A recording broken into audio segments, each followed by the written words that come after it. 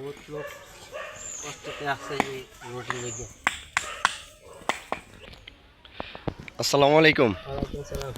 ভাই, এই যে আপনারা রাস্তাটার কাজ করতেছেন, এটা তো অনেক বিশাল বড় এক রাস্তা।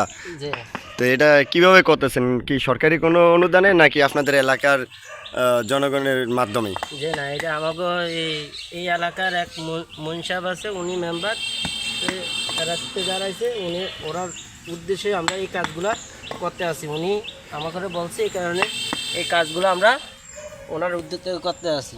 জি।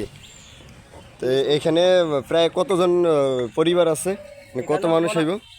একবারে 500 জন লোক জনগণ আছে এই সাইডে। 500 জন জনগণ এই রাস্তা দিয়ে চলাফেরা করতে খুব কষ্ট হইতেছে না? এই যে মাঝখান দিয়ে যে রাস্তার মাঝখান দিয়ে যে কাটলেন, গর্ত করলেন, এটা কি জন্য করলেন? এটা গর্ত করছে, এখান থেকে এই যে ময়লা পানিগুলো আছে, এই পানিগুলোর উদ্দেশ্যে এটা দিয়া পাইপ বসানো হবে। পাইপ বসানো হওয়ার পরে এই লাইন দিয়া খালে যাবে, বড় খালে যাবে। তাহলে তো অনেক বিশাল পাইপের প্রয়োজন, বিশাল একটা খরচের প্রয়োজন। এই খরচের ব্যাপারটা কিভাবে কি করলেন? এইটা সম্পূর্ণ ওই মন সাহেবে এই কাজটার উদ্যোগে নিছে। ওনার জন্য, উনি বলার জন্য এই কাজগুলো ওনাই করাইতে আছে। ও আচ্ছা।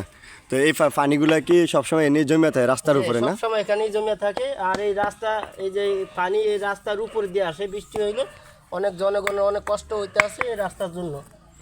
আগের চাইতে তো এখন অনেক উঁচা করছেন রাস্তা, তলে অনেক উঁচা করতেছি, এখনো অনেক কাজ বাকি আছে। এখন টাকার জন্য পারতেছি না আমরা জনগণ। কি কিছু তাহলে এই উদ্দেশ্যে কি আপনি সরকারের থেকে কিছু চাওয়া, যে এটা দিকে দৃষ্টি আকর্ষণ করার জন্য নাকি? যে